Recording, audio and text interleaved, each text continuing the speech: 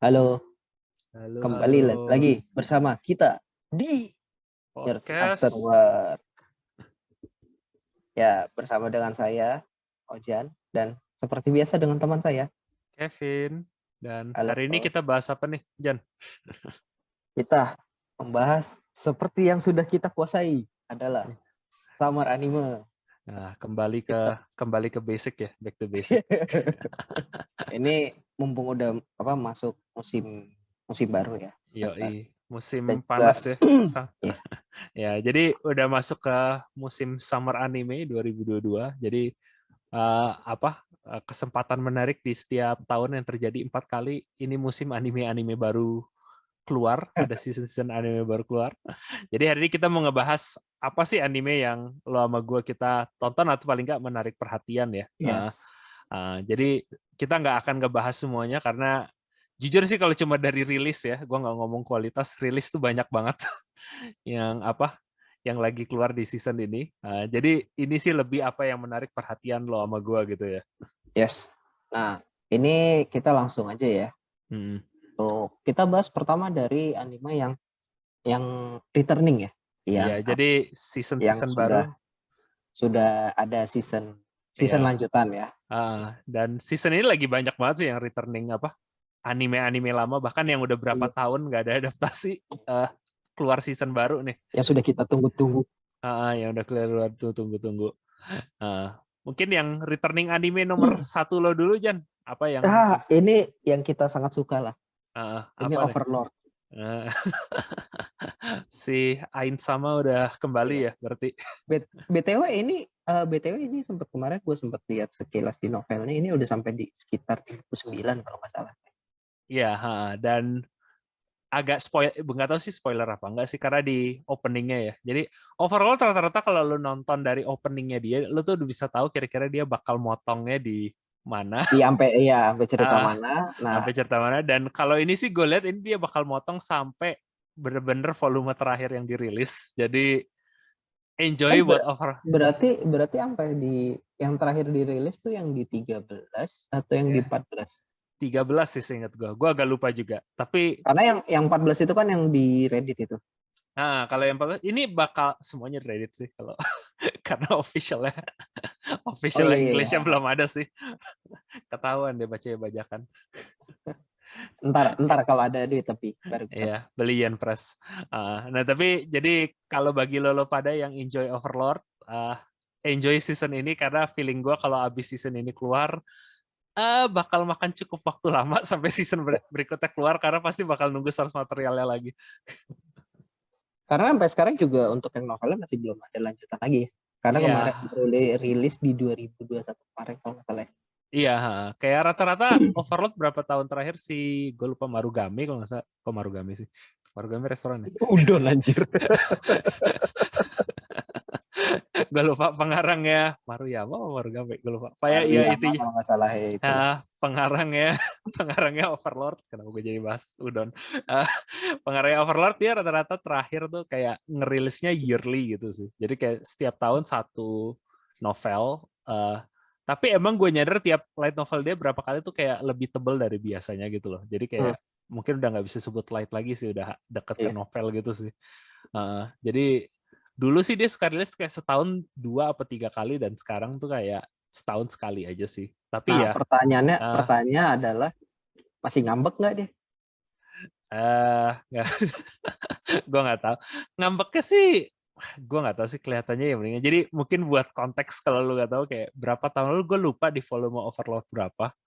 Kayak begitu Overlord versi Jepangnya keluar novelnya di sana, itu kayak ada pas volume baru rilis dalam berapa minggu gitu, kayak udah ada fan translation gitu loh, Iya. yang versi Inggrisnya, dan itu kayak pengarangnya tuh sempat jadi agak ke Twitter. Ya gue ngerti sih, kayak ke Twitter dia bilang tuh kayak agak frustrating aja gitu loh. Jadinya orang pada nge-pirate di luar Jepang itu pada nge-pirate karya dia sih, kayak apa. Iya. Jadi ya gimana ya, gue di satu sisi ada simpati sih ke pengarangnya kayak gitu, tapi di sisi lain gue agak keselnya ke Yen Press sih. Yen Press tuh apa sih, kayak publisher yang punya hak untuk nge-publish versi Englishnya novel Overlord yang gue mau sih gue nge-support jujur kalau gue beli Overlord versi baru. Cuma rilis mereka tuh kayak sumpah lelet banget gitu Yen Press. Yang kenapa orang-orang tuh pada banyak sebel karena ya gue paling seneng tuh kalau bosnya Steam dulu pernah bilang tuh kayak orang tuh nge-pirate tuh bukan gara-gara mereka nggak mau ngedukung author gitu loh, tapi seringkali tuh karena ya lu nggak bisa ngakses loh karya ini Iya, benar-benar. di media lain gitu loh. Jadi gue sih kasihan ke autornya sih karena ya jelas kan dia jadi royaltinya turun ya buat yang di luar Jepang. Tapi ya di sisi lain juga ya buat fans mereka nunggunya bakal bertahun-tahun sih kalau apa dari Yen Press gitu loh. Kayak ya, gimana? Karena kayak Karena kayak kita di sini aja kan kalau nggak salah kan waktu pas kita di Kinokuniya ya. Kinokuniya itu kan kalau nggak salah udah ada yang translasi bahasa Inggrisnya ya. Itu kalau nggak salah baru di 7 apa 8 gitu. Iya, kayak translasi dia tuh kayak 2 tahun ketinggalan sama versi aslinya gitu loh. Dan Makanya kan kayak ya kayak gitu, ya kita gimana mau aksesnya gitu. Dan ini yang gue agak kesel Yen Press karena ya orang mungkin argumen bilang kayak translasi kan gak gampang gitu ya. Tapi satu poin fan translation banyak yang bisa nge-translate dalam hitungan minggu dan mereka kalau buat gua jujur aja yang mungkin yang agak susah bukan masalah translasi tapi lebih ke birokrasinya sih. Iya, birokrasinya Jepang Karena juga kayak kayak kalau komik itu kayak gua sekarang yang Giant Killing itu dia keluarnya per 3 bulan. Paling cepat per 2 bulan gitu. Makanya kayak ya itu aja cuman udah per 3 bulan terus dia bisa keluar di bulan berikutnya, habis itu nunggu lagi 3 bulan. Jadi kayak iya birokrasinya ternyata sepanjang itu. Cuman kalau novel ini ya tahu deh, emang perlu waktu selama itu sampai bisa perlu cuman setahunan. Kalau setahu gue ya, novel tuh kan selesai bahkan sebelum dipublish gitu loh, Jan. Dan kalau draftnya udah difinalisasi sama sama author dan editornya, itu udah bisa dari editor nyebarin ke translator dan translator udah bisa nge-translasi di situ. Kayak gue ambil contoh, nah ini agak kritik mungkin ke publisher Jepang ya. Karena kalau penerbit, gue ambil contoh Harry Potter. Harry Potter tuh kalau rilis karena dia ya emang sih dia itu franchise gede banget ya. Tapi pas dia bisa rilis langsung beberapa edisi bahasa berbeda. Tentu kalau yang kayak negara kita kayak Indonesia itu lebih lama. Tapi kayak English ke Jerman ke apa itu dari publishernya udah bisa diatur gitu loh dari sisi belakangnya gitu loh. Kayak mereka udah ada translator yang ditunjuk. Jadi begitu draftnya udah kelar dari author sama dari publisher, selama mereka mau nerbitin itu translasi juga jalan di situ gitu loh. Jadi kalaupun ada delay paling itu cuma kayak beda 2-3 bulan gitu loh. Iya. Jadi nggak kayak nyampe tahun lah selisihnya kan. Ya, nggak nyampe tahun. Jadi itu sih di sisi lain yang mungkin gue rada kesel di itu. Yang ya gue tahu sih itu ya nggak ngerti juga tapi kayak kalau birokrasi apapun yang dari Jepang tuh kayak kok susah banget gitu loh keluar kayak apa. Dan ini baru ngomong ke manga sama light novel, kalau game jauh lebih ribet lagi. Nah, ya udahlah itu kita pakainya nih. Udah, nanti kepanjangan. Kita bahas untuk saat ini kita bahas animenya dulu nih untuk yang Overlord ini. Kayak ya gimana kalau lo sendiri Jan udah nonton? Gue udah nonton 2 episode pertama sih kayak. Iya. Sama gue juga nontonnya 2 episode pas kita bahas ini udah keluar 2 episode ya. Nah di 2 episode ini sih buat gue sih nggak ada perubahan banyak sih. Iya. Kualitasnya. Kayak gue lihat Overlord tuh agak sedih. Bukannya ini gue bilang animasinya jelek ya, tapi kayak ya gue malu pernah ngebahas tapi kelihatannya nggak ngebahas di podcast deh. Kayak Overlord tuh kalau lu pernah lihat light novelnya itu yang ilustrasinya dari Sobin itu tuh kayak oh iya, itu sempat kita bahas di podcast Kilas sih. Kayak bahas kayak itu tuh kayak ilustrasinya tuh kayak gayanya bagus banget dan karena kayak gue sukanya di sini kayak di sini loh. Lo ngelihat Albedo yang dibilang yang yang paling cantik gitu-gitu. Gue ngeliat di animenya kayak biasa aja. Nah, tapi kayak yang waktu pas di kan ada endingnya tuh di yang di episode 2 ini. Nah di episode 2 ini kan diliatin kualitas yang apa sih Sobin tadi ya? Si siapa? Yang vampir gue lupa namanya. Shelter. Shaltir yang edisi apa? Ini aslinya, terus juga siapa? Si tadi Albedo. gue lupa aja. Albedo itu yang di versi novelnya kayak gimana? Kelihatan beda jauh lah gitu loh. Iya, kayak bener-bener kualitas itu kayak ini sih jujur gimana ya? Mungkin karena banyak orang yang demen mungkin nggak setuju sama gue, kayak gayanya tuh kelihatan banget ke bawah sama Madhouse, karena studio Madhouse yang ngebikin Overlord. Karena gue sih ngefans Madhouse dulu, dia banyak banget bikin anime bagus-bagus. Cuma kayak gue ngerasa tuh Madhouse tuh ada style tertentu gitu loh, dari warna sama karakternya, yang begitu mereka kalau adaptasi Overlord dia udah ada template-nya. iya, Jadi mau nggak mau kebawa ke template-nya dia. tapi jadi kesannya tuh karakternya jadi flat gitu loh kalau menurut gue. Yes, iya benar. Agak flat di situ Kayak ya udah aja. Dan ya gue nggak tahu lah, kayak gue ngerti sih ini buat masalah budget, tapi aduh CGI-nya Jan. Iya, yang CGI kuda jelek banget anjir.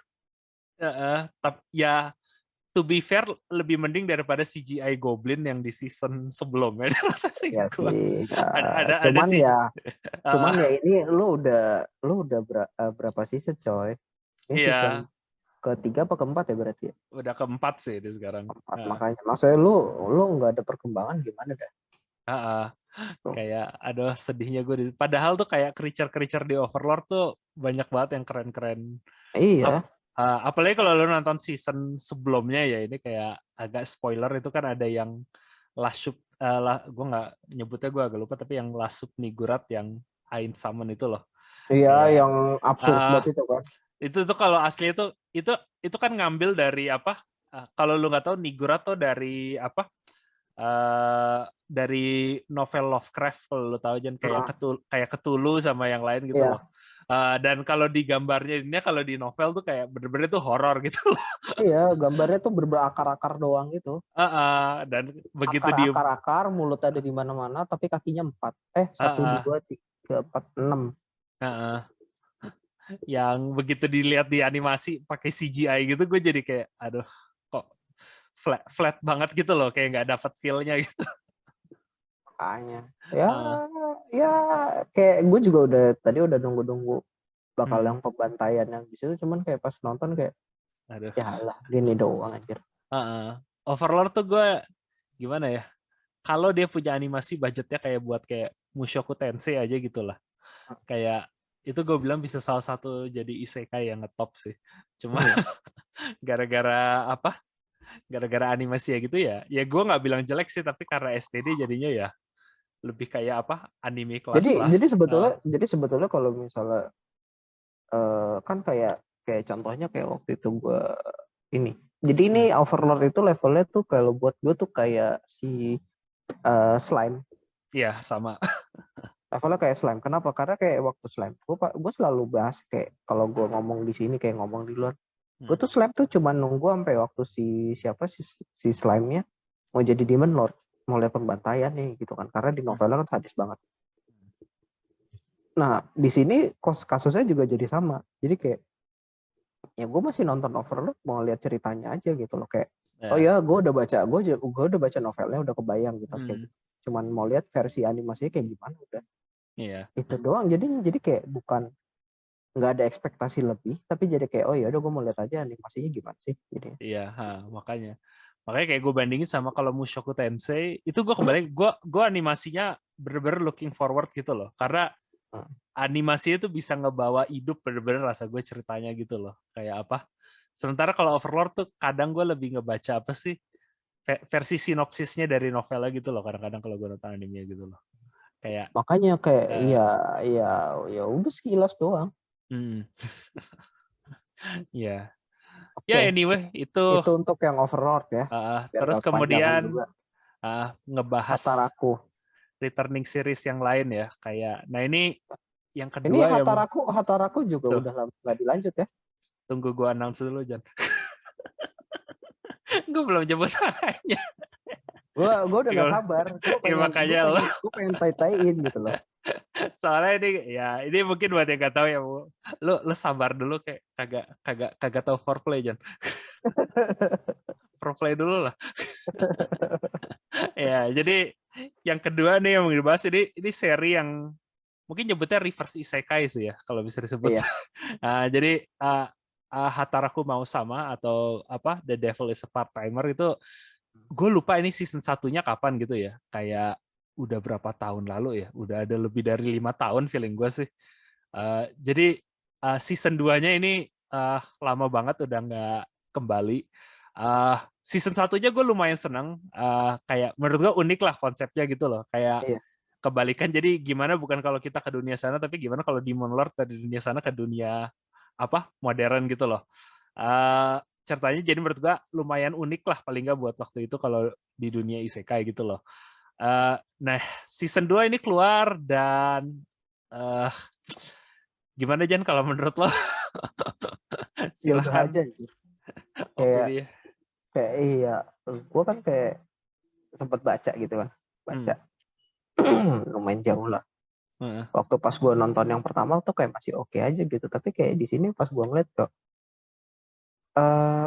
ini kayaknya kualitas animasinya juga ngedrop ya. Nah gue nggak tahu. Nah gue juga tadi pengen bilang sih kayak jujur gue karena kayak karakternya flat banget anjir. Kayak dulu yang season 1 itu di spring 2013. Dari berarti 9 tahun. 9 tahun gila. Hampir 10 tahun. Dan gue ngerasa, gak tau ya, karena baru 1 episode, gue harap sih improve ya. Gue juga sama kayak lo sih, kayak gue tuh nyampe nonton nih, ini mata gue doang atau gimana ya. Kayak, kok gue ngerasa lebih bagus yang season 1 yang berarti hampir 1 dekade lalu loh kualitas animasi dibanding sekarang gitu loh.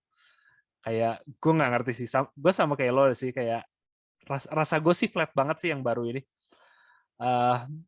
Terus apa ya, kayak ekspresi gitu-gitu animasinya. Iya, ya ekspresi kayak ada tapi kayak cuman ya udah aja. Dan gue nggak tahu ini kayak ini sih preferensi ya, kayak mungkin orang subjektif ya, kayak art style barunya gue juga nggak demen sih, dan kayak karakter desainnya kan banyak yang diubah gitu loh, kayak apa? Iya, gue sih ngerasa karena cuma kayak nonton sekilas doang soalnya. Yang lama tuh ya ini sih bukan anime yang realistik banget ya, tapi gue ngerasa tuh anime yang lama tuh gayanya lebih realistik gitu loh. Sementara yang ini tuh kayak kok agak lebih kartunis gitu loh. Kayak tipe-tipe ya mungkin di situ yang gue ngerasa agak anehnya ya. Kayak di situ itu gue makanya dari nontonnya aja tuh kayak dari art style aja tuh kayak udah aduh. Gue prefer yang lama gitu loh, kayak dan si maunya gitu loh ya, karakter utamanya kelihatan lebih muda di yang season Shonen baru ini. Banget, anjir. Iya, dibanding yang lama gitu loh. Iya. Shonen banget yang ini. Iya, kayak aduh, kok habis 9 tahun gitu loh, kayak kok keluarnya kayak gini gitu. Nah, makanya gue kepikiran apa ini sebetulnya kalau yang misalnya kayak animasi kayak yang waktu pas sempet yang apinya, terus juga kayak ada void-nya itu masih kelihatan sih budgetnya sih ada dia. Cuma nggak tahu yang tipe gambar karakternya juga kok malah ngedrop. Gue nggak tahu sih, gue nggak sempat kepikiran apa mungkin kan kalau dulu kan hype-nya lumayan gede kan si Hataraku. Apa karena selisih 9 tahun ini dia hype-nya turun, jadi budgetnya juga nggak terlalu gede. Bisa jadi sih, kayak ya udahlah kita lanjutin aja, tapi mungkin popularitasnya udah nggak segede dulu gitu. Jadi kayak gue bingung kita mau bikin apa. Oh iya kan dulu kita punya ini, udah kita lanjut aja. Tapi budget. Karena beberapa studio gue lihat sih sekarang kayak gitu sih. Jadi kayak gue bingung nih mau apa. Tapi gue butuh duit. Oh iya, gue ini yang ini aja dah. Gue masih punya judul-judul lama. Gue lanjut aja. Dan ini yang mungkin gue bilang ini agak bakal susah Hataraku sekarang keluar gitu ya. Jadi kalau yang nggak pernah baca novelnya atau mungkin sih nonton trailernya, jadi ada karakter namanya Alas Ramus di season 2 nih. Yang intinya sih dia anak kecil yang kalau di manganya sih digambarnya dia lucu banget sih, kayak adorable gitu banget. Yang di sini sih gue juga bilang ya masih oke. Coba menurut gue dia keluar 1 season abis Anya dan Spy X Family. Iya, agak susah nggak kalah dibandingin gitu loh, sih. Kayak di kalah. departemen anak lucu tuh lagi kuat banget gitu loh sekarang di anime. Hanya dominasi anjir. Iya, dominasi aja tuh. Lu Masih lu lu nggak anim, lu nggak cosplay, lu nggak di TikTok. uh, Semuanya Anya, semua anjir. Fuck man. Instagram story Iya. semua tuh kayak keisiannya. Jadi kayak gue nonton sekarang terus kayak ngebandingin, kenapa lucunya nggak sengena gue. Oh ya, gue baru nonton Spy X Family kemarin sih ya. Jadi kayak aduh, masih masih susah nggak dibandingin gitu loh. Iya. Jadi kayak ya ambil waktunya salah juga lah gitu loh. Iya, timingnya bener-bener pas Spy X Family lagi ngebreak lagi sih. Makanya. Jadi orang lagi, aduh, kalau yang ya mungkin sih jadinya kalau yang masih nggak puas Spy X Family lagi nggak ada lagi sampai lanjut September, ya mungkin lu bisa isi ini dulu sih tengah-tengah. Ya, itulah paling kalau yang untuk Hataraku karena juga nggak sampai apa ya, nggak sampai hype banget gitu. Iya. Nah, Nah, terus ini bagian gua nih. Yang ini gue direkomenin sih sama salah satu teman kita. Jasin Chan X. Jasin, gue lupa judul pastinya itu kan. Gue ingetnya Jasin Chan Dropkick aja kalau yang di Jasin Chan Dropkick X. Nah, ini yang untuk yang season 2. Season 3 malah. Udah season 3 ya. Season Nah 3 ini malah. mungkin lo bisa jelasin ke gue karena gue juga jujur gak pernah nonton anime ini, yang gue bahkan kaget taunya udah season ketiga. Ini tentang apaan? Jadi sebetulnya lebih kayak apa, ada kayak summon gitu. Dia apa ya, kayak bosen terus di akhirnya summon Lamia gitu. Nah, tapi kan modelnya kalau demon gitu kan, kalau misalnya mau bebas itu kan mesti nge-kill summoner. Nah, ini si udah, jadi dia selalu yang kocaknya itu, jadi kalau selalu awal season dia selalu bikin tagline ya biasanya. Tagline-nya itu ya judulnya dia. Jadi kayak nurut gitu-gitu. Rasakan ini, aku akan bebas ya. Jasin-chan dropkick sih. Terus tiba-tiba ditahan. Terus tiba-tiba si Lamianya ditebas sampai kayak ini di openingan ini ya spoiler dikit ya. Ditebasnya dibagi dua anjir. Bener-bener dibagi dua dari pala, dari ubun-ubun sampai ekor. Jadi kayak untuk yang tipe loli begini, tapi ternyata sadis tolol juga. Hati-hati, gue soalnya agak hati-hati kalau sekarang nonton acara loli Jan.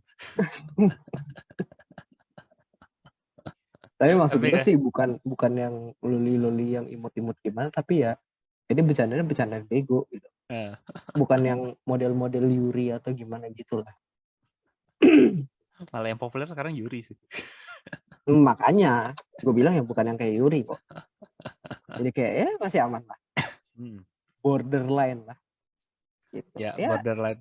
Intinya gitu sih untuk bercandaan. Cuman ya gue karena juga gue sempat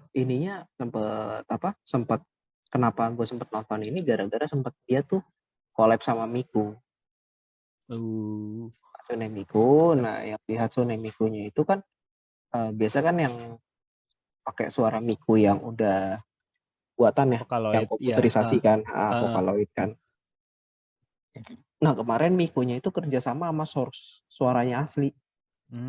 Si siapa ya? Saki siapa gitu. Seiyunya asli gitu ya? Iya, seiyu aslinya. Dan Miku gue lihat itu juga mau ada kayak anime baru ya, apa gimana? Wah, itu yang PJ Sekai ya kalau nggak salah ya? Iya, kalau nggak salah sih. Ya, PJ Sekai kan karena kan ternyata kan gamenya kan juga tapi gue lihat trailer juga booming. Iya, tapi gue lihat trailernya kok kayak agak nyampah tuh. Gak tahu sih, menurut gue aja. Gue jujur aja juga apa ya, kalau yang kayak gini-gini kayak anim dari game atau apa, gue juga nggak nonton. Kayak ngapain ya? Gue demennya main gamenya anjir, bukan nonton. Iya. Gue cerita di gamenya aja gue skip anjir. Gue satu-satunya eksepsi mungkin kayak gitu tuh Persona 4. Tapi juga habis 3 episode gue drop. Karena kayak gini, terus kayak gue kan juga main Uma Musume kan. Uma Musume gue main. Cuman ya anime nggak gue tonton, kayak gue bodo amat sama ceritanya. Gue mau gue mau melatih kuda gue buat gambling gitu.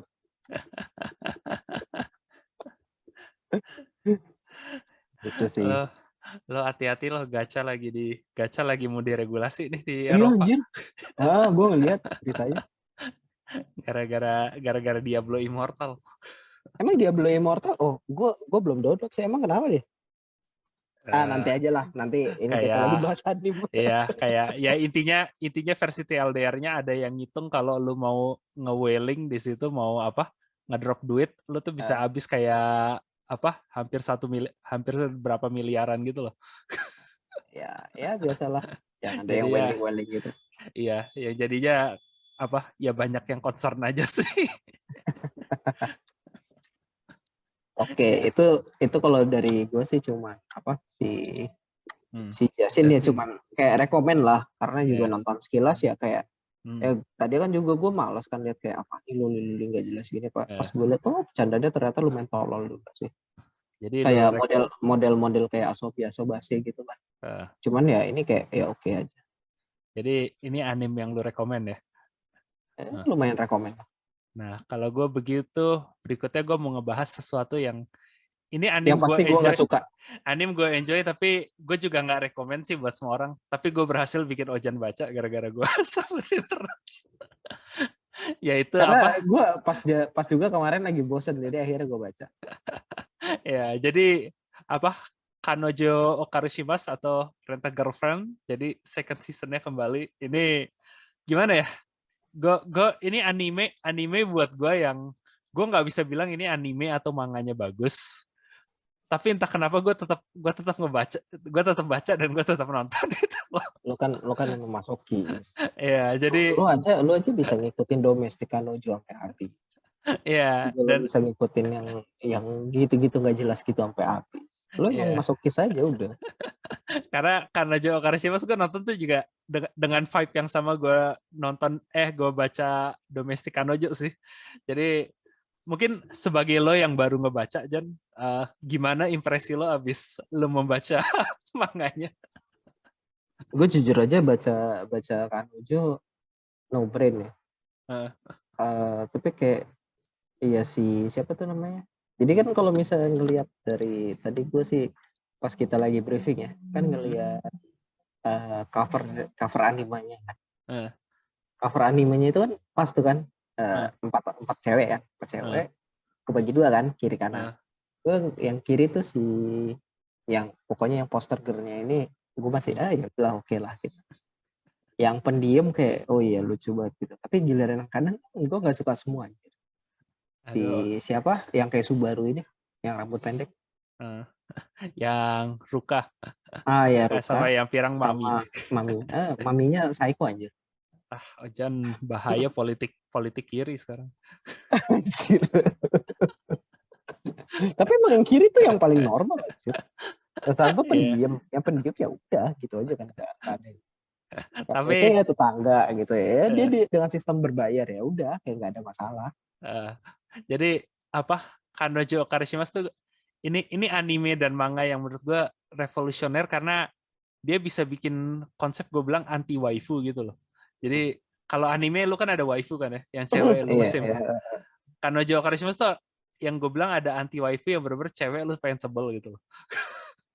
Jadi pokoknya kalau jadi intinya kesel-keselnya lo sama yang lain, nah ini ada yang paling tai nih gitu. Iya, ada yang bener-bener mungkin dulu apa Shield Hero yang ada kayak gitu juga. Tatedo Yusa. Nah, apa Kanojo Okarishimasu itu bener-bener ada anti waifu gitu gue bilang. Kayak apa? Tapi memang benernya nih lo Jan, kayak apa? Lu baca No Brainer. Itu tuh cara bener ngebaca Rent a Girlfriend. Karena kalau lu ngebaca terus lu ke-invest ke karakternya, adanya tuh lu pengen lempar manganya dah. Iya anjir. Apalagi ya tipe cerita gini tuh kenapa gue gak suka. Terus si MC-nya tuh wishy-washy gitu loh. Iya. Ya udah lu pilihan gajah anjing, lu tinggal pilih mau yang mana gitu. Tapi lu baca sampai, gue tanya, lu baca sampai chapter berapa makanya? 150-an kalau nggak salah. Nah Yang ini agak spoiler dikit, yang lagi mau bikin film. Nah ini gue tunjukkan kayaknya, karena ini kekuatannya Rent a Girlfriend, karena bahkan walaupun lu bisa kesel, lu bisa sebel, lu tetap aja bisa lanjut baca sampai 150 kan. Ya jadi walaupun gua baca segitu, tapi emang sih yang pas bagian mami itu gua kayak gue tuh cuman baca sekilas-kilas aja, kayak cuman mau lihat itu mau gini gitu doang anjir. Karena gue mau baca mami juga kayak ya udah sih lo anjir, kayak lo ngetis MC-nya tapi lo nggak mau sama MC-nya, kayak lo ngapain anjir, gue bete sendiri. Tapi ini satu anime yang gue biasanya lo kalau baca romance cerita romance gitu kan, ya lu udah pengennya udahlah si ceweknya nyebelin nih, kayak sundere nggak mau jadian sama cowoknya. Tapi ini satu yang bahkan gue malah mikir, anjing cewek kayak gini kok mau sama kayak cowok kayak gini sih, kayak sumpah wishy-washy-nya tuh kesel. Kesel banget juga. Iya, kayak what the fuck ya. Dan ini benar-benar sampai level yang baru. Kayak ya itu, tapi lah powernya dari Rent a Girlfriend, karena gue nggak bisa bilang ini manga bagus, nggak bisa bilang ini anime bagus, cuma kalau lu nonton paling nggak lu ke entertain lah. Maksudnya gini loh, kayak hebatnya itu kan itu ada maminya gitu, dan rupanya gitu kan. Kadang gue jujurnya ngeliat yang kayak cewek yang proses gitu kayak masih oke, kayak gitu aja kan. Tapi giliran ini gue ngeliat Ruka kayak apa sih anjing, posesif banget aja. lu nggak mau tapi dia nggak boleh jadian sama yang lain. Makanya kan. Dan seiring lo baca, lo baru baca 150 ya sampai yang mau bikin film itu. Iya. Itu lanjutnya bakal jauh lebih parah. Tenang, gue udah yang pas bagian film tuh udah tensi gue tuh udah mulai males-malesan lagi gue. Tapi gue juga ngebaca Kanojo tuh juga kayak gitu, kayak gue tuh ngebaca ini tuh sampai gue drop aja, udah malas banget. Tapi nanti kayak nunggu 2-3 bulan, terus kayak gue lanjut lagi berapa lagi, terus kayak nanti kayak gitu lagi, nggak, malas lagi, gue ngedrop. Kayak ini tuh keluarnya kayak bulanan, tapi gue nggak pernah baca bulanan gitu loh, kayak nunggu dulu nanti mood gue. Tapi kayak gue tuh nggak bisa ngindar, kayak aduh udah numpuk berapa chapter nih, ayo udahlah baca lagi lah. Kayak adanya gue kalau gue sih nggak tahu karena biasanya kalau gue udah mulai malas, bener-bener malas gue nggak. tapi itu gimana ya, mungkin tuh gue karena gue dari konsepnya aja ya, kayak Rent a Girlfriend intinya kan kayak cerita awal tuh ini cowok abis diputusin supaya dia nggak bete single aja. Iya, dia bayar cewek supaya pura-pura jadi pacar ya kan gitu. Jadi kayak dari konsep aja tuh gue udah tahu, aduh ini konsepnya trashy kayak gitu banget sih. Jadi makanya tuh gue kalau sekarang tuh kalau gue udah baca ngeselin tuh, gue udah kayak ya gue dari chapter 1 tapi udah tahu sih ini manga yang bakal kayak gini. Jadi what do you expect gitu loh. What do you expect? Lu masuk sini tuh udah tahu dari awal. Jadi beda dengan katakan lu ntar baca ini pasti manga sampah gitu. Iya, beda kayak katakan lu baca Kimi no Irumachi gitu loh. Awal-awalnya tuh wholesome, ada cewek datang ke desa, kenalan sama cowok karakter utamanya, terus baru di belakang-belakangan jadi nyebelin gitu kan ya. Nah kalau ini tuh udah nyebelin dari awal, jadi lu kalau di belakang-belakangan. Kalau ini tuh sama aja kayak lu mau baca One Punch Man. Iya. Lu ngeliat sekilas, lu udah tahu ekspektasi lu tuh apa. Jadi jangan berekspektasi lebih gitu. Jangan expect ini shonen yang serius kayak Naruto atau apa. Iya, jadi kayak One Punch Man. Gue cuma mau lihat dia one hit musuhnya gitu. Nah ini sama, gue udah tahu ini tipe judulnya kan Rent a Girlfriend. Ini pasti udah gitu romance, udah gitu pasti tipikal MC-nya MC begitu. Ya udah lah. Jadi nggak ada yang bisa disalahin kecuali diri lo sendiri kalau lo kesel baca ini. Ya, anyway itu untuk anime-anime yang returning ya, season baru dari yang seri lama ya. Ya paling nggak yang menarik perhatian kita sih, kayak ada yang lain kayak Classroom of Elite, tapi gue season 1-nya belum nonton, jadi gue belum bisa komen. Sama juga ada kayak Made in Abyss, gue baru nonton dikit season 1, jadi gue belum bisa komen sih buat season barunya gimana gitu. Oke. Ya, jadi untuk mungkin move yang anime baru deh kita bahas sekarang, kan juga kan anime baru juga termasuk komen banyak nih. Iya nih, kayak lumayan banyak yang apa di sini. Mau gue dulu mungkin ya, kayak. Kalau dulu sih, lo ada yang menarik nggak? Satu yang top ini sih yang gue rekomen banget kalau lu cari ya anime semi serius gitu lah ya. Apa itu Yofukashi no Uta atau Call of the Night. Ini dari manganya sih, itu dari penulisnya dulu Dagashi Kashi, kalau ada yang tahu manga atau anime itu. Tapi jadi termasuk agak serius ya. Karena kan kalau Dagashi Kashi kan masih agak kayak ya humor-humor nggak jelas gitu kan. Iya, lebih enteng lah bahasanya. Ada banyak yang tema-tema mirip sih, tapi kayak mungkin tone ceritanya agak sedikit lebih serius ini. Masih ada komedi-komedi juga sih kayak. Tapi kalau dari Dagashi lebih serius ini. Ya, kalau dibanding Dagashi jauh lebih serius ini. Jadi ceritanya sih sinopsis simple aja sih, ini nggak spoiler ya. Itu kayak itu sih ada karakter utamanya ya MC biasa itu yang dia agak tuh kayak ada insomnia, jadi demen jalan malam-malam gitu loh. Yang akhirnya begitu dia pas jalan malam-malam satu hari itu terus kayak ketemu ada kayak cewek vampir gitu loh, yang apa yang tadinya dia takut kayak digigit itu bakal berubah jadi vampir, tapi intinya tuh akhirnya mereka tuh ya jadi kayak temenan gitu ya, jadi temen nongkrong malam lah. Ya, temen nongkrong malam gitu yang jadinya ya mereka explore malam-malam dan ada banyak misteri supernatural gitu loh ya, kayak ya itu kalau gua nggak coba nge-sell sinopsis versi pendeknya gitu loh, yang ceritanya sih simple tapi kayak gue nge-vibe banget ini ngebaca manganya dulu ini Yofukashi no Uta tuh kayak gue inget banget ini zaman dulu gue kuliah pas gue zaman lagi. Jadi kalau gue dulu kuliah teknik tuh gue selain bikin skripsi, gue ada dulu namanya desain pabrik, yang itu bahkan gue bilang lebih susah dari skripsi. Itu tuh banyak banget malam di mana gue harus di kampus tuh sampai jam 9 sampai jam 10 malam. Karena gue ngerjainnya harus pakai komputer kampus, karena komputer gue dulu laptop laptop kentang lah jatuhnya. Ya, laptop kentang dulu nggak kuat, dan gue dulu gue prefer malam karena gue sama teman-teman gue kalau siang tuh komputer kampus penuh, jadi biasanya tuh kita pada tidur tuh kayak siang ke sore, terus kayak sore kita baru kerja di sana tuh bisa kerja sampai jam 2 jam 3 malam gitu loh.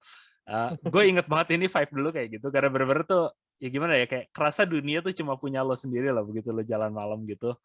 Dan ya udah kayak ngobrol sembarangan malam-malam, ngobrol nggak jelas, kayak ada kayak ada nostalgia, entah kenapa gue kayak ke zaman dulu ada feeling kayak gitu loh, kayak ada sensasi jalan di kehidupan malam, bukan dalam konotasi dugem gitu ya.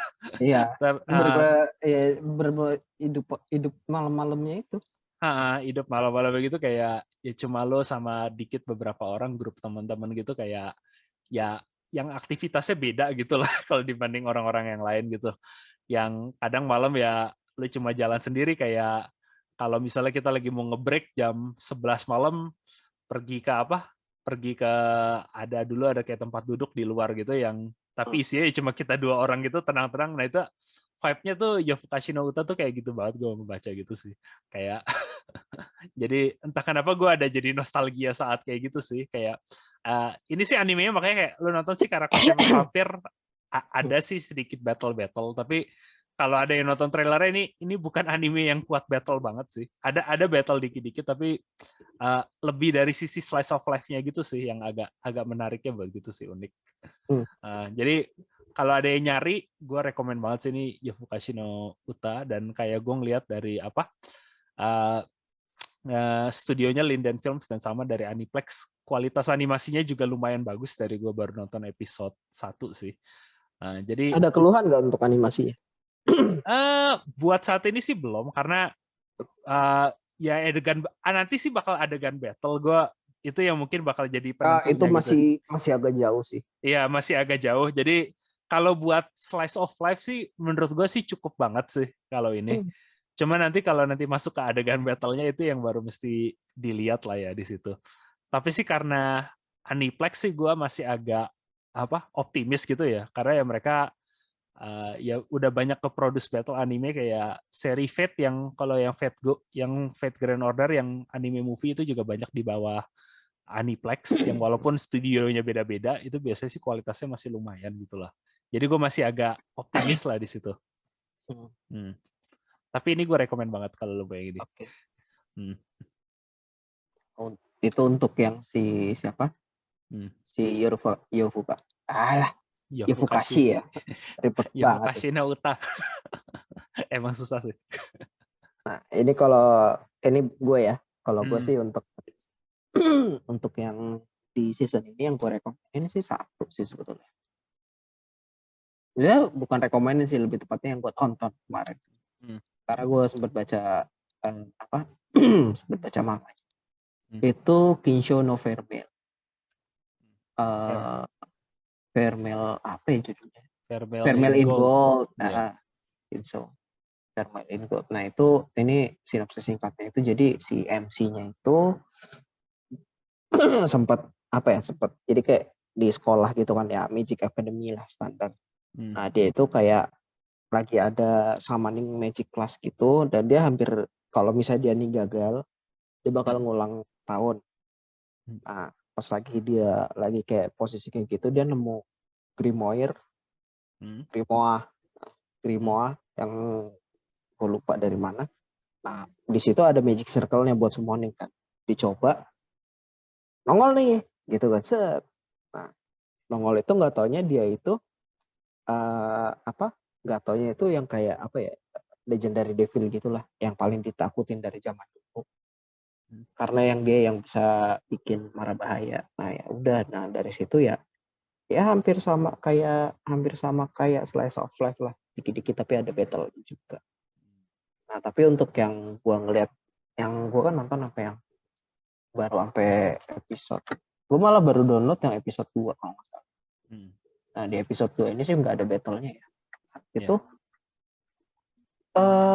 gue jujur aja agak kecewa untuk animasinya. Kenapa deh? Ya, nggak kenapa deh gue nanya. Iya, lo kocak. Karena gue gini, gue jujur kan pasti kan gue ngeliat sekilas gitu. Gue ngeliat sekilas kan, gue ngeliat sekilas kayak, oke. Dari openingnya dulu kan, openingnya gue ngeliat yang waktu pas si MC-nya masak gitu kayak, kualitasnya lumayan ternyata kan, lihat background-nya gitu. Karena gue jujur aja pas selalu yang pertama gue lihat background kan, lihat background-nya kualitasnya, gila, kualitasnya bagus juga ya. Ini kayaknya hand drawn gitu kan, gue ngeliat bagus. Terus pas gue lihat karakternya gini-gini kok, apalagi Vermeil, tipe-tipe karakternya kayak, kok jauh banget timpangnya gitu loh. Maksudnya lu backgroundnya bisa gambarnya bagus, lu karakternya kok ampas banget begini. Kok kontras gitu ya? Kontras banget kualitasnya. Kayak karena gue nggak baca source. Ini aslinya manga ya gitu ya Jan. Karena gue nggak baca tapi gue nonton trailernya ini sih buat, dan gue sama sih sama pendapatnya kayak lo. Itu gue kayak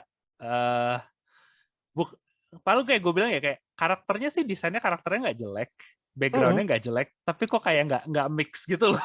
Kayak apa? Rasanya ke mata gue tuh kayak ada bingung gitu loh, kayak ngeliatnya gitu loh. Aduh. Timpang banget gitu loh.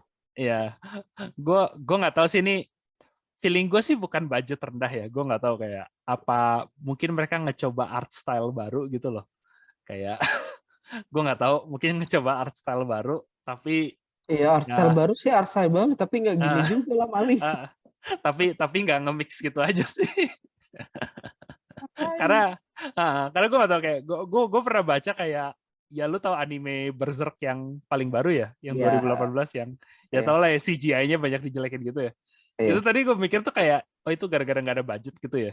Tapi itu kayak gue pernah baca ada interview kayak ternyata bilang enggak, gara-gara mereka bilang karena versi manganya itu gambarnya terlalu detail, jadi mereka mau coba gaya baru pakai CG, tapi kayak engine CG yang mereka bikin tuh ternyata jelek dan sampah, akhirnya tuh jadi hasil keluar tuh kayak gitu loh. Ternyata tuh bukan budget gitu loh. Jadi ini tuh gue agak ngerasa kayak vibe gitu loh, kayak mereka mau coba sesuatu tapi entah kenapa gagal aja loh kalau menurut gue gitu. Lebih ke arah situ ya kalau yang lu tangkap ya. Gak tahu sih, kayak feeling gue gitu loh, karena kalau gue cuma lihat sendiri gitu loh, kayak pas cuma background doang atau pas cuma karakter doang itu bagus. Coba begitu karakter di background itu menurut gue tuh jadi aneh gitu loh. Iya, kebayang. Kayak gue pas ngeliat kan gitu kan.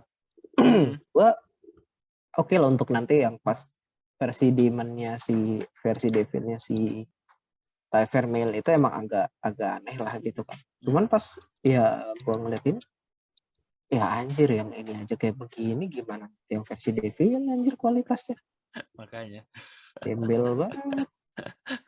Kalau ada battle scene moga-moga sih gue jangan jadi lebih aneh lagi. Aduh, kacau. Ya kalau untuk gue sih untuk yang Vision of Hermel sih itu aja sih yang bisa gue mention. Juga ya gue karena penasaran aja sih yang gue baca terus dijadiin animasi kayak gimana. Nah dari lo ada lagi yang mau yang bisa direkomend? Ya ini sih mungkin yang mau gue rekomenin rekomenin terakhir sih kayak bukan seri sih tapi agak mirip kayak anime movie semi OVA gitu yang yaitu nyebutnya si Ruby tapi nulisnya RWBY Rubabayu tapi sih nyebutnya Ruby kayak Ruby ya batu Ruby gitu loh kayak ini sih gue nyebut kayak kenapa menarik karena ini sih sekarang yang ini diproduksinya sih full di Studio Shaft. Studio Shaft itu terkenal juga untuk bikin banyak kayak gini bagus. Tapi gue kenapa menarik Ruby karena Ruby ini asalnya itu web series gitu loh, dan dia web series barat aslinya dari dulu ada channel YouTube namanya Rooster Teeth gitu loh.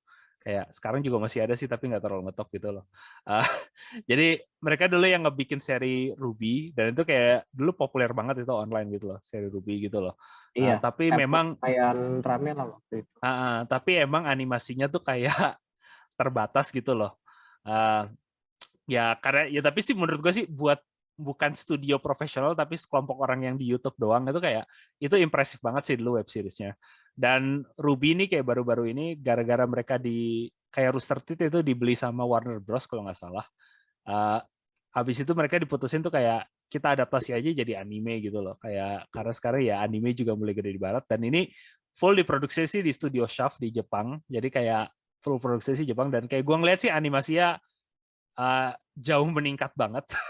Jadi ini sih gue rekomen banget karena banyak dulu orang yang bilang kayak Ruby ceritanya bagus tapi banyak yang nggak bisa follow karena emang animasinya agak kelihatan lah CG 3D-nya kayak gitulah. Nah ini sekarang di Studio Shaft ini gue ngeliat bagus gila kayak tetap sih ada animasi pakai CG juga. Jadi kayak kalau lu yang purist banget yang nggak demen CG di anime lo ya mungkin nggak usah nonton. Tapi menurut gue sih bagus, cakep gitu sih kayak animasinya kayak ceritanya sih juga lumayan kayak menurut gue sih ya cerita aneh-aneh anime standar gitu sih. Cuma battle scene sama animasinya itu gorgeous dari dulu terutama sih koreografi fight-nya itu yang keren-keren banget Ruby.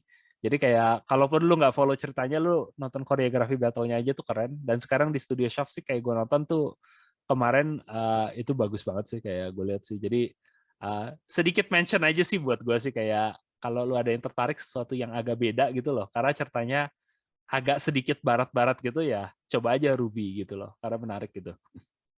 Sama gue juga mau nambahin mention juga nih karena gue sambil lihat-lihat kan. Kan ini kalau di My Animalist kan itu masuk spesial ya. Nah ini ada lagi satu spesial yang buat gue menarik.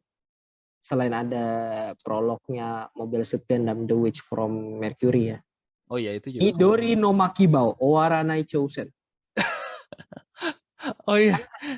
Of the final episode of the Midori no Makibao manga released with the Blu-ray box in 2022. Okay. What? Iya. Ini nostalgia banget sih, Jan. Gila, ini gila wajib sih, maksudnya cuman satu episode 5 menit doang sih emang. Tapi ya kayak wah gila ini buat yang emang kayak gue dulu gue juga sih. Zaman SD nontonin ini kayak minggu gila ini Indosiar makanya iya. Indosiar apa TV One wajib sih. Enggak, TV One belum, Indosiar. Belum ya, Indosiar ya dulu. Makibao, aduh. Kayak buat Makibao. Yang tadi dia lagi balapan sambil berak-beraknya juga digambar. Iya. Sumpah kangen nostalgia banget sih. Ini buat yang nostalgia juga ini patut dilihat juga sih. Ada Makibao yang final episode-nya. Iya, itu emas banget sih. Itu sih tambahan dari gue, terlepas dari kalau yang kayak movie ya Pak. Iya. Ada movie yang menarik sih, cuman ya itu nanti mungkin kita kalau misalnya kita nonton kita bahas lah. Iya. Nah kemudian, tadi kita udah yang anime kita rekomen ya. Iya. Nah sekarang ini gue mau anime yang sampah lagi untuk season ini sih. Ayolah Jan, biar ini ternyata tren isekai masih rame, di mana di season ini gue hitung tadi. belum isekai sih. Oh ini, belum. Oh ini, yang satu lagi. Yang ngeselin ya. Iya, anime ngeselin yang ini kategori sama gue taruh dengan Kanojo Okarishimasu dengan Red Girlfriend. Ini kalau misalnya istilahnya gue bootlegnya Kanojo Okarishimasu deh. Iya, kalau gue sih bootlegnya Domestic Girlfriend sih, karena ceritanya rasanya narik banget. Tapi kan kalau domestik kan 2, ini kan 1. Iya, cuma plotnya tuh mirip banget. Ya plotnya sama ya. Ya itu judulnya apa? Mama Haha no Surego ga Motokano Data. Jadi kalau di versi Inggrisnya, waktu pas gue lihat di anime di manganya aja, My Stepmom's Daughter is My Ex. Iya. Jadi kalau yang nggak ngomong Inggris itu judulnya udah nunjukin plotnya banget. Jadi intinya ada cowok cewek dulu pacaran, putus, terus taunya bapak ibunya nikah. Jadi mereka jadi saudara tiri. Jadi udah bener-bener kayak tag hentai gila. Iya. Malah kalau gue yang di posisi itu bener kayak anjing, gue nggak bisa lepas dari lu banget sih anjir. Segini banget hidup. Yang ini sih gue pernah ngebaca manganya juga sih Jan. Yang apa? Karena gue nggak tahu, karena Kadokawa yang rilis, gue juga nggak tahu kenapa Kadokawa seneng banget rilis kayak gini. Karena dulu Domestic Girlfriend sih gue juga Kadokawa. Oh iya, source-nya Kadokawa ya. Iya, entah kenapa mereka demen banget cerita kayak gini ya. Bener-bener sih ini intinya anime yang ngetes gimana bisa mencegah incest gitu loh. Kayak tantangan jangan nge-incest gitu. Saya kan kalau ini kan nggak boleh gitu. Gimana ya kalian? Oh iya, tiri aja bikinnya. Tiri aja, iya. Itu kayak apa? Tiri itu kayak disclaimer-nya, enggak, bukan incest kok, kan cuma tiri gitu loh. Dasar emang. Dan ini gue, gak tahu, ini tangent aja sih kayak gue nggak, karena ini gue ngebaca persis nggak lama abis gue nonton Mama Haha ini lah Jan. Kayak lu baca tentang bapaknya Elon Musk nggak? Kayak yang kemarin, yang baru announce ada anak tiri. Iya, jadi si bapaknya bukan Elon Musk-nya, bapaknya loh. Kayak yang ada anak tiri. Iya, jadi dia punya anak sama anak tirinya. Hah? Serius? Jadi iya, dia punya anak, istri ya, ceweknya itu anak tirinya. Pantesan, yang dulu itu saudara tirinya Elon Musk. Pantesan kok rame. Iya. Itu. Gue tuh kebaca nyampe what? Dan tahunya we human itu produce ya, kalau nggak salah ya, ada tagline. Tapi Elon Musk tuh juga kayak gitu, kayak nyampe makanya kemarin kan dia kayak expose apa sih, kayak yang salah satu perusahaan, anak perusahaannya gitulah, kayak direkturnya, tapi dia juga punya anak sama situ. Goblok. Kayak ya udahlah, gue sih don't care, tapi gue nggak tahu kenapa abis gue baca gue baca headline itu. Gue jujur aja kayak gini kan gue bodo amat.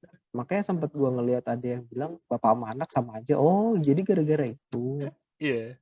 Dan gue nggak tahu sih, kayak gue pernah baca, tapi gue pernah baca sesuatu tuh kayak taunya Elon Musk tuh sebel sama bokapnya.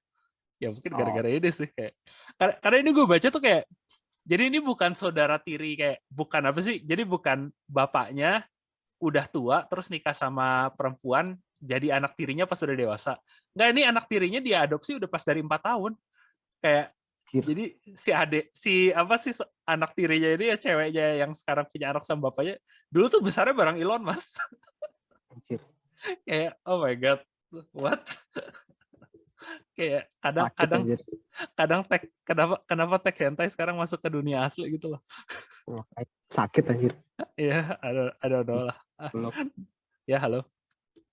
Dengar kok. Dengar. Agak kegangguan gitu aja sih. Oh, agak drop ya. Iya, so anyway gitulah, kayak I don't know.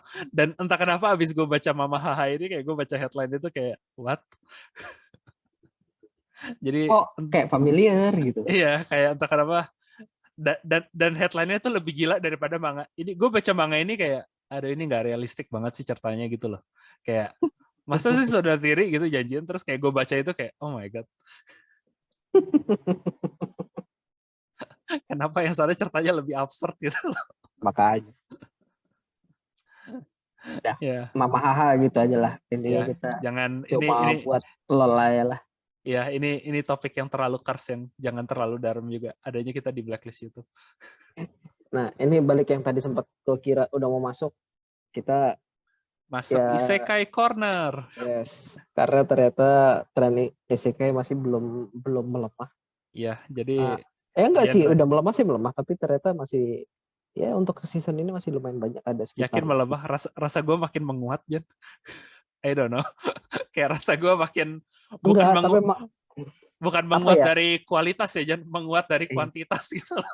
Tapi lebih trupnya itu udah beda gitu loh. Ya kayak ya tetap masih ada yang menarik gitu trope sih. Tapi rasanya tuh kayak oh my god, kayak gue baca isekai atau nonton isekai sekarang tuh kayak rasanya gue udah pernah baca atau nonton ini sebelumnya gitu loh. Kayak cuma ada beda 1-2 hal gitu loh. Kalau sekarang malah kalau kayak di manga tuh lebih gue ngeliat tuh kayak ini trupnya lebih seringnya itu yang kayak oh iya dia diusir dari partinya tapi ternyata dia overpower asli ya. Karena yang sekarang gue lihat trupnya lebih seringnya itu. Iya, perlahan udah mulai shifting ke yang kayak gitu sih kayak apa? Iya. Dipecat dari party gitu. Dipecat dari party atau enggak dia nggak punya occupation. Katanya dia bisa jadi master swordman gitu-gitu ya gitu-gitu. Iya. Yang by the way ini sih tangent aja kayak kenapa orang makanya pada bilang Mushoku Tensei itu template buat banyak isekai modern karena itu juga salah satu plot di Mushoku Tensei yang dari zaman dulu udah ada. Kayak dia partinya pecah terus kayak jadi sendirian gitu. Oke. Ya. So anyway, di season ini juga ada cukup banyak isekai ya. Ada 6 sih yang gue hitung. Ya, ada 6. Tahu gue ada kelewatan nggak? Yang setahu kita ya gue nggak tahu ya kalau tiba-tiba ada random yang muncul karena kadang ini gue kalau lihat isekai apa enggak paling enggak sekarang tuh judulnya udah ada isekai di depannya gitu loh. tapi kadang yang nge-miss sama gue tuh kayak gue lupa tadi apa yang Kurono apa itu yang Kuronosukanshi. Iya, Kuronosukanshi itu kayak karena nggak ada nama isekai gue juga baru nyadar oh ini isekai juga ya. Karena gue ngikutin sih makanya gue tahu. Iya makanya gue juga nggak shaming yang ngikutin isekai karena gue juga sama gue pengikut isekai sih Jan. Jadi mau gimana? Ini kita biar nggak kepanjangan. Pertama, lu dulu deh yang bahas lu maunya apa? Karena gue untuk yang ini cuma satu sih. Iya gue juga buat season ini ya gue ngebahas yang menarik gue aja sih. Yang pertama isekai yang paling menarik buat gue itu isekai Ojisan. Jadi ini jujur gue ngikutin animenya karena voice actornya doang, VA-nya. Tapi kalau gue sih baca komiknya sih. Gue habis nonton episode 1 komiknya tuh gue langsung baca sampai akhir dan kayak karena tapi satu ini yang emang menarik gue pertama tuh VA-nya dulu itu Takehito Koyasu yang mungkin ini bisa jadi seiyu favorit gue sekarang. Jadi kayak kalau yang nggak tahu dia seiyunya Dio di JoJo Bizarre dan gue entah kenapa dia berapa tahun ini kayak tiap kali ada anime yang ada dia tuh kayak buat gue tuh kayak ngehit banget. Kayak yang sebelum ini dia jadi bapaknya si Shirogane di Kaguya. Dan jujur abis dia mainin bapaknya Shirogane di Kaguya, abis itu kalau gue baca manganya Kaguya ada bapaknya yang keluar tuh kayak suaranya Dio. Yang paling gue baca di kepala gue. Dan Isekai Ojisan tuh gue juga kayak gitu kayak gue nonton 1 episode, abis itu gue ngebaca manganya itu kayak dengan ada suara Dio gitu loh. Tapi ya ini ngebahas dikit. Si uncle-nya kasihan banget ya dipanggilnya Orc aja. Iya. Jadi ceritanya Isekai Ojisan tuh kayak kayak kebalikan jadi si uncle-nya ini repatriate lah. Ya, jadi dia udah ke selesai. isekai, habis 17 tahun dia kembali ke dunia asli. Yang ceritanya sih jadi dari zaman sekarang habis dia balik, tapi lu bisa lihat flashback selama dia isekai. Dan kayak selama isekai itu ya namanya Oji-san gitu ya. Uncle kayak mukanya sih bener-bener om-om banget gitu lah. Om-om anime gitu loh. Jadi Yang intinya gini kalau yang gue lihat gini. Itu kayak apa Dates MC gitu, tapi om-om versinya. Iya. Yang jadinya kalau di isekai yang karakternya cakep-cakep, dia dibilangnya kelihatan kayak orc. Tapi jujur ini gue sambil lihat posternya ya, Jan. Entah kenapa gue kalau lihat posternya dan cuma muka uncle-nya, gue kok jadi ingetnya jadi Shingeki no Kyojin sih. Kayak yang ini kan bukan Shingeki no Kyojin, yang kayak, Mars itu loh. Oh iya, yang Mars apa sih? Iya, yang kecoanya itu. Terraformers. Persis aja. Gue ngeliatnya dia kayak, oh my god. Tapi apa bukan Shingeki no Kyojin, lebih parsi Terraformers yang si kecoanya. Tapi kalau ngebuka tuh bukannya kayak Titan juga gitu kalau ketawa. Ya absurd juga lah intinya. Iya, ya gitu ya sih absurd yang komedinya sih jujur gue baca manganya sih komedinya agak hit and miss gitu sih ya. Kayak kadang ada yang menurut gue datar gitu, tapi kalau ada lucu karena gimana ya? Komedi boomer banget sih jangan gue bilang kayak komedi harus anak 90s banget karena kayak banyak banget referensi kayak ya Sega Genesis, Sega apa karena si Opmi itu kan kesannya kayak emang generasi gedenya sama Sega gitu. Nah, terus ke Isekai, dilarang balik emangnya main Sega. Iya, kayak dan gue sebagai zaman dulu fans gue cuma ada di ranahnya Sony doang ya di PS. Gue kadang ada beberapa referensi yang gue nggak mudeng sih. Iya, makanya. Jadi kadang mungkin sih gue nggak ngehitnya itu sih. Jadi kayak apa? Komedinya sih bener-bener kayak tergantung pengetahuan lo tahun 90-an gitu loh. Kasihan. Makanya ya mungkin agak-agak joknya ada yang ya berbeda misil bahasanya. Ya, kayak gue nggak tahu deh apa gue nggak ngerti referensinya bagaimana. Tapi sih begitu gue dapet sih lucu banget sih. Ya itu kalau untuk yang Isekai Oji-san. Nah ini mau lo lanjut lagi? Buat lo dulu mungkin. Nah, kalau itu tadi gue yang Isekai Oji-san. Ini ya tipikal yang kayak sekarang ini rame masuk di semenjak apa ya? Semenjak Goblin Slayer lah. Ya bahasanya ini hampir kayak apa ya? Hampir kayak hentai sih. Tryhard edgy deket ke hentai gitu lah ya. Iya. Karena ini jujur aja gue ngeliat kayak oke, ini budgetnya dia gede, tapi apa? Dia budget gede tuh buat jiggle fisik gitu loh. Jadi judulnya apa dulu? Ini Isekai Mikyu no Haremo. Dari judulnya aja kan udah kayak oh ya harem. Makanya kayak gue ngeliatnya ini kayak anjir lu ngeluarin duit lebih buat jiggle fisik anjir. Itu udah industri standar Jan sekarang. Lu tuh harus invest ke jiggle fisik. Gue nggak tahu sih lu bisa beli kayak kalau game lu misalnya developer game lu bisa beli Unreal Engine atau Unity gitu kan ya. Itu ada package kayak buat jiggle fisik kayak gue nggak tahu sih. Mungkin udah ada sih zaman sekarang. Kayak mungkin kalau lu software developer bisa begitu ya Jan, open source jiggle fisik gitu loh. Kayak mungkin bisa kayak gitu. Realistic jiggle fisik gitu loh. Kayak jadi ya secara cerita sih ya kayak standar gitu kan. Kayak dia apa ini tiba-tiba dipindah ke ini. Oh iya ternyata dia kiranya ini dunia game ya, dia nebas-nebas aja gitu kan. Katanya ya udah dia emang udah nggak bisa lock out gitu. Ya cuman ya secara story ya standar. Cuman ya itu ya si jiggle fisiknya itu aja yang buat nilai plus. Jadi kayak seringan ya apa kayak di adventure siang-siang terus malamnya yaitu jadi kayak ya, cuman ya banyakan gitunya aja udah repetitif gitu. Gue makanya tadi penasaran soalnya Jen kayak tadi sih gue udah nonton trailernya gitu loh dan entah kenapa gue ada feeling kok rasanya gue pernah melihat style ini makanya gue ngeliatin studionya itu Passion. Nah ini kayak gue ngeliat ternyata dia tuh yang bikin satu Ishizoku Reviewer Pantesan. Gua nggak mau ngebahas itu anime tentang apa bagi lo yang tahu. Terus High School DxD.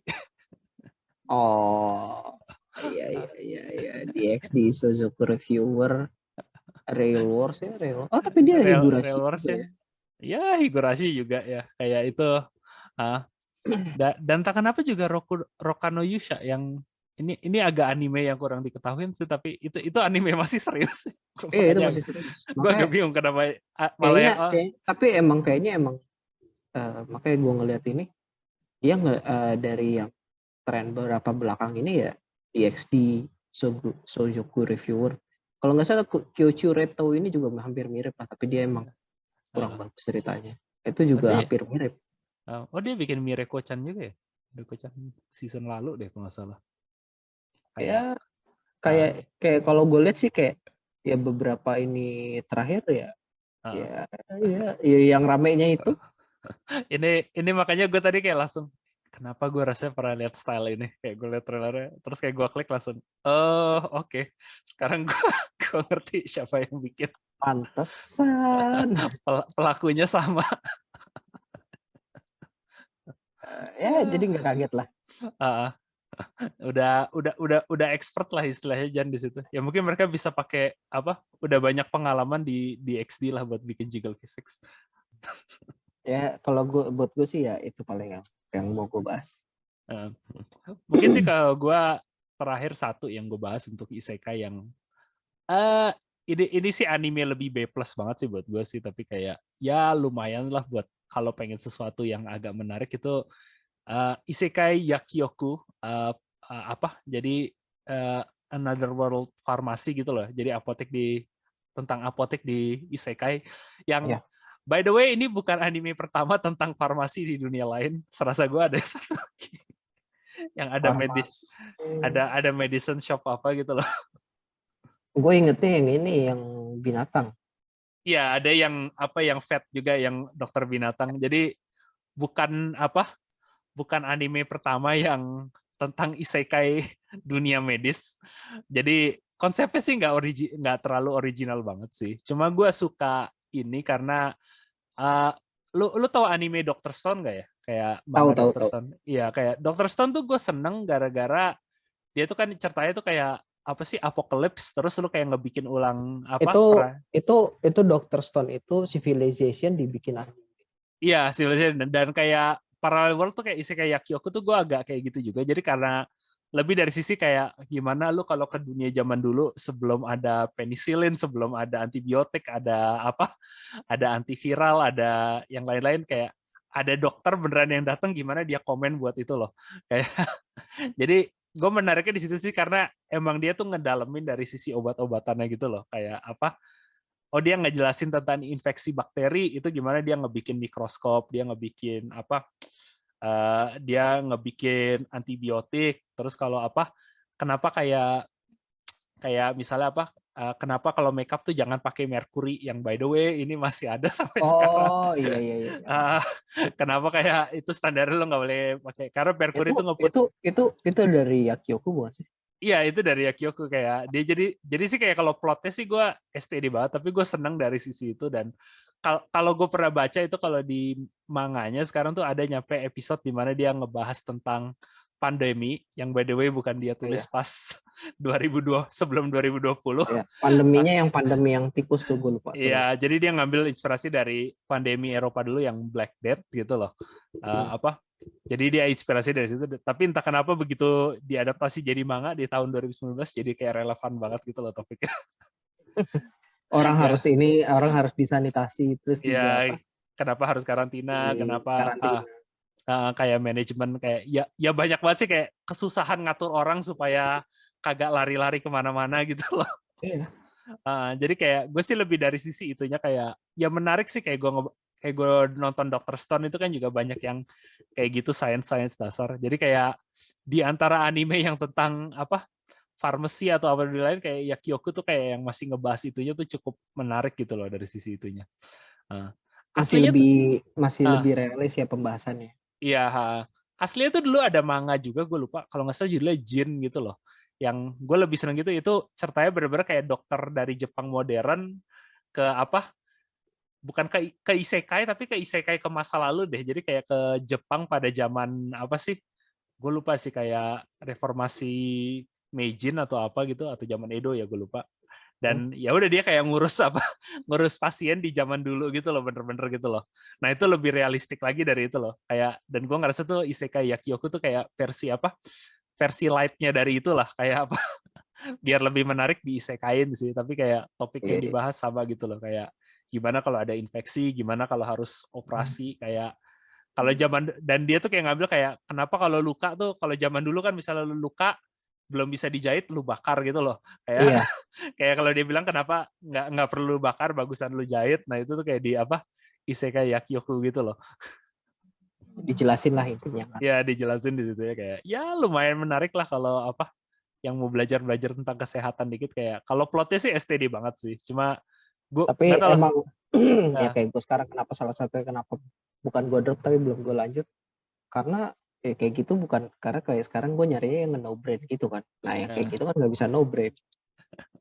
kayak ya gimana sih, gue kayak nonton dokumenter sih Jan, kayak gitu Iya jadinya.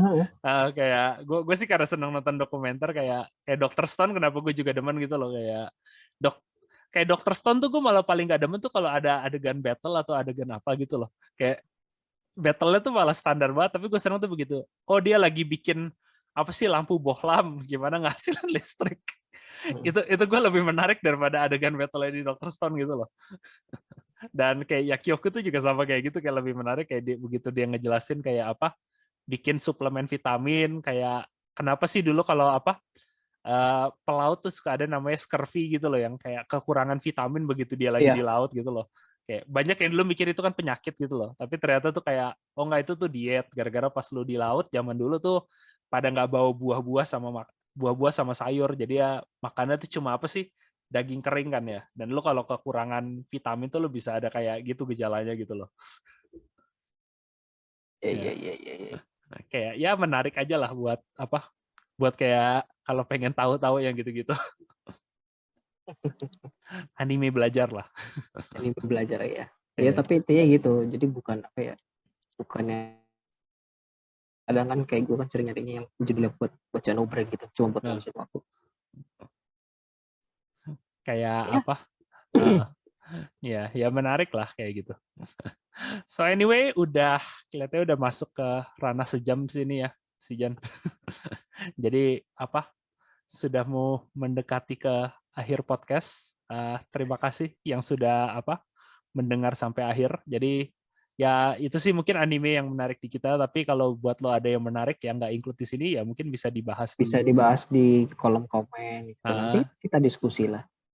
Karena emang ada banyak banget sih yang buat season ini, tapi ya itu yang menarik kita, ada banyak yang returning, ada banyak yang baru, dan isekai masih berlanjut strong lagi seperti biasa. Kayak gue yakin season depan juga masih banyak lagi. Ya makanya kan untuk yang di season ini kan ada paling. Nah nanti kita lihat di season berikutnya ada berapa. Iya. Karena sebetulnya stok ya manga isekai masih banyak. Iya masih banyak banget. Ya topik yang pertama kita bahas juga asli Overlord udah isekai juga sih. Makanya. Ya. So anyway, itu mungkin dari kita sampai sini dulu. Thank you yang sudah mendengarkan lagi kepada podcast ini. Sedikit juga apa, seperti biasa informasi publik ya. Jadi hati-hati lagi, sepertinya apa, tadinya kelihatan ya udah mau keluar pandemi, kita naik lagi kembali. Jadi tetap hati-hati ya.